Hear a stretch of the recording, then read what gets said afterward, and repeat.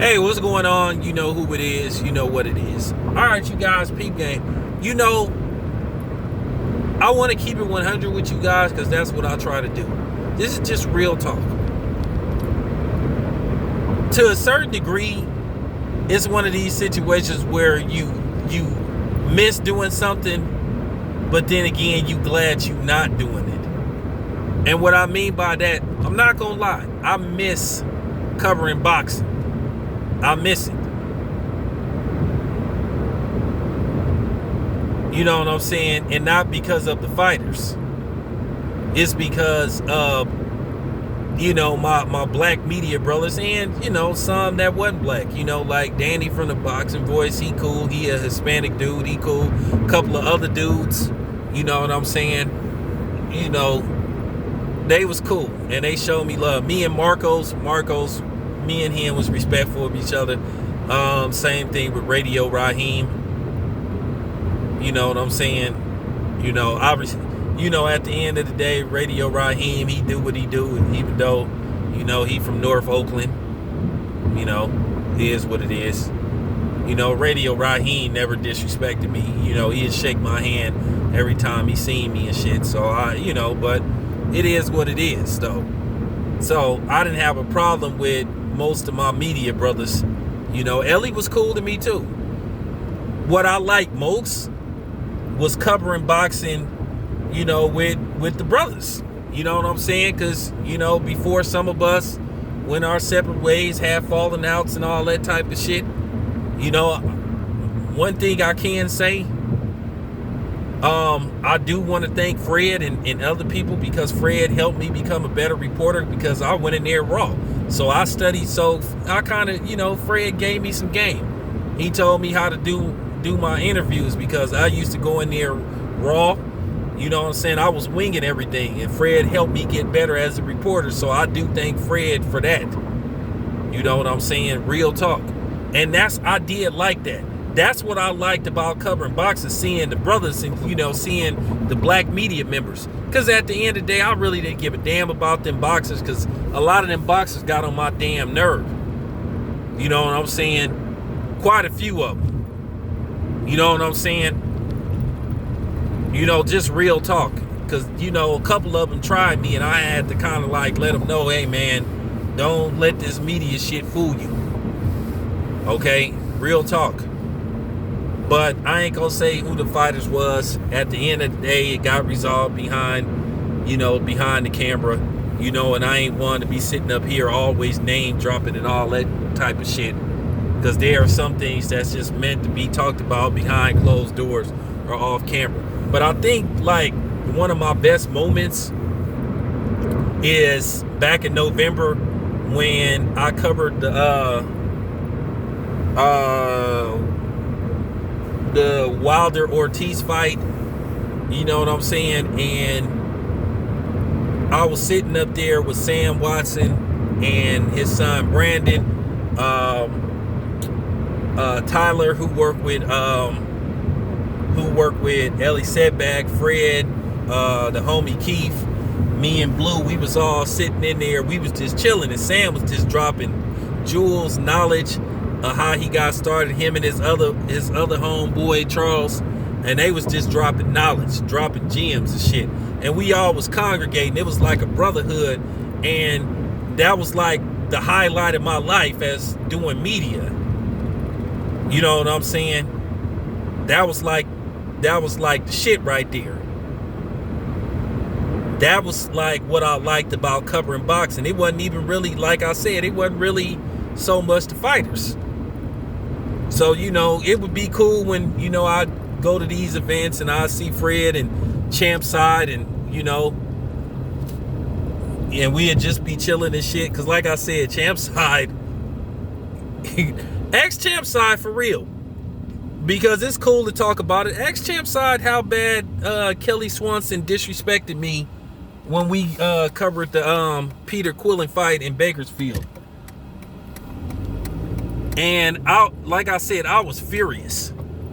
Like when I say I was furious, I'm talking about, You literally probably could see steam coming out my ears. That's how mad I was. Cause I had never had nobody disrespect me like that. But, you know, hold on. Yeah, sorry about that. When, you know, gassed up. But for real, that was what I used to look forward to, is seeing my brothers, you know, in the media. Like I said, and particularly my brothers in black media, because like I said, it's tough. It's tough out there. You know what I'm saying? Because we have to go that extra mile to get our respect and shit, and to be taken seriously. So, you know what I'm saying? That's what I liked about covering the fights and shit. You know, seeing all the brothers there and shit. And it was sort of like a prison system too, you know.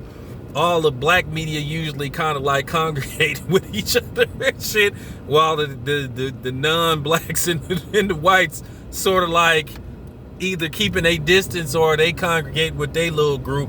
So it was kind of funny though. But that's what I do miss about it. Like I said, the fighters, I could take or leave a lot of them fighters.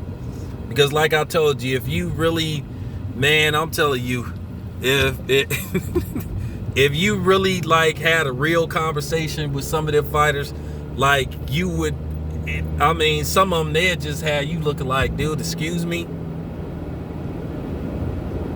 But it is what it is. But anyway, let me tell you one of the reasons why I'm glad I don't cover boxing no more, because it's just some of these boxers, at the end of the day, you try to be professional with them and you try to be respectful, but it be some of them where you just don't respect them because of how they conduct themselves, or some of the things that they say and do and how they treat other people. And I just want to say this from the bottom of my heart. Once again, this ain't directed towards my brothers in the UK. That's in London. That's like in Britain. That's, you know, across the pond. This ain't directed towards y'all. Because at the end of the day, we all have melanin in us, and we all have a global problem. No matter how much we want to pretend it doesn't exist, we all going through the same problem, whether it's in the States or in the UK. We are seen as a threat. Now, one dude that just bothers the hell out of me is one Dillian Whyte. Dillian Whyte make me sick to my damn stomach, because like I said, he is one of the fakest dudes. That dude is genuine fake. I mean, for real. Like, here this nigga is trying to call himself criticizing Devin Haney for his overblown "I'll never lose to a white boy" comment. You know what I'm saying? Now, he got something to say about him saying that, but here it is, this nigga got disrespected by Eddie Hearn's white ass, but he didn't say nothing. He didn't say nothing to that pale-faced devil who disrespected him as a man right in front of his face. And don't give me that shit about, oh, well, you know, he wasn't referring to black people because, you know, slavery happened. Well, here's the thing. His white ass never made that comment in front of two non-black fighters, but he sure could bring up slavery, you know what I'm saying, in front of some melanated fighters. And here's the thing. You know why dudes like Eddie Hearn say shit like that? Because they know that they gonna get a pass. They know that coons and the black people gonna defend it. He knew Dillian Whyte punk ass wasn't gonna say nothing. He knew he wasn't gonna receive no backlash. And he knew if people like me said something about it, they would try to vilify me. Because at the end of the day, there is this thing where they try to silence black people, where they don't want black people to speak on racism and white supremacy. I don't know what it is. Well, I do know what it is. When you benefited from racism and white supremacy, people, you know, they want to play these games and act like it don't exist, when it clearly does. And I'm finna prove to you. When people be saying their racism doesn't exist, it isn't real, you know, at the end of the day, any white person or black person tell you that, you should walk away from them, because they're a damn lie. No, excuse me, they're a fucking lie. Because you know, at the end of the day, when you know, when the rabbit got the gun, when the spotlight is on the Elmer's glue people, then they want to try to talk around it. They want to try to play the Jedi mind trick. What you see didn't exist. Luke, I am your father. No, the fuck you ain't my father, motherfucker. You ain't. But they want to try to play them games.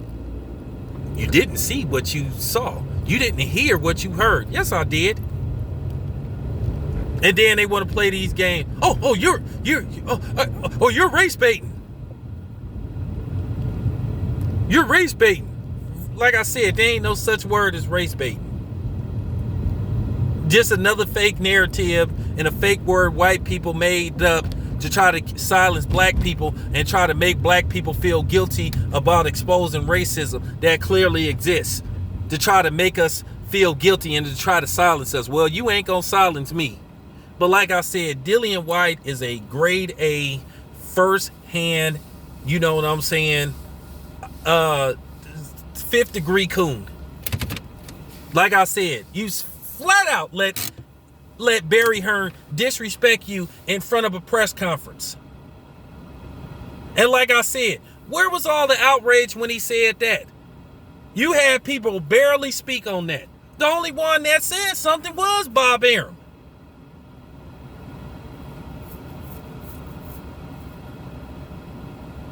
But then you had all these media people, these so-called content creators, nobody said nothing. But then they always trying to police our channels. You didn't hear the dog rapist say nothing. You didn't hear that. You didn't hear Fat Boy, that chain smoking ass dope fiend. You know, he didn't say nothing. They always try to put a spin on it and try to make it look like we out of line for calling Barry Hearn out. And then the same thing with those white Eurotrash motherfuckers trying to explain and trying to say, no, you're taking, no, Barry Hearn isn't a racist. And well, he's made a racist remark. It's funny, everybody called Devin Haney a racist, but then Barry Hearn ain't a racist. Abel Sanchez ain't a racist. Sergey Kopilov ain't a racist, but Devin Haney is. I've been extremely pissed about how Devin Haney has been, vilified. And that's why I don't fuck with a lot of y'all in the media. That's why I don't trust y'all. That's why I don't want to have nothing to do with a lot of y'all. Because y'all is fake. You guys are fake. You guys are fake. Like I said, Dillian Whyte is a super coon. You want to tuck all tough toward Devin Haney. And fuck Ishay Smith too. Fuck you too, you bitch ass bald-headed nigga. You got something to say about the LDBC, but your bitch ass didn't say nothing when motherfuckers was always saying racist shit about Floyd.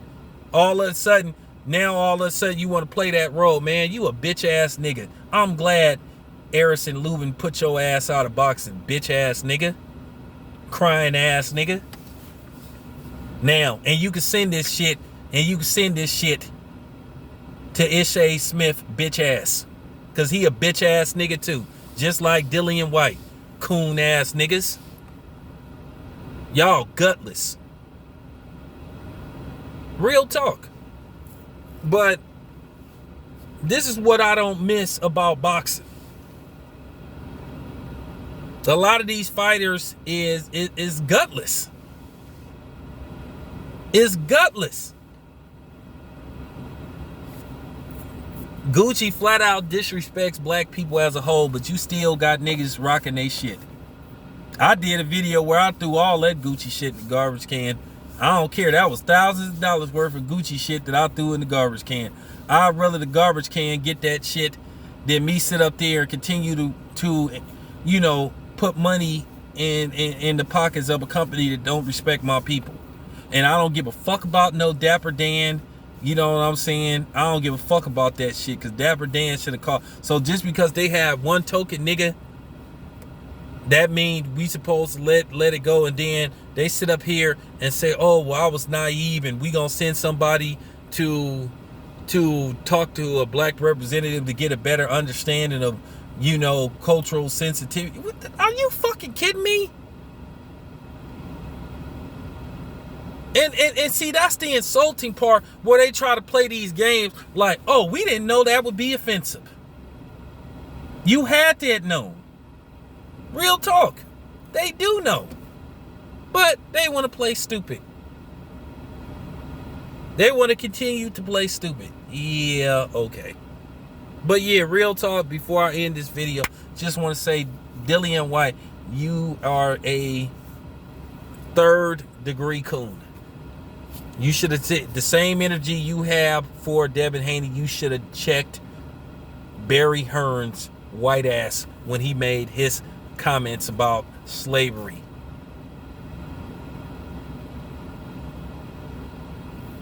I'm out.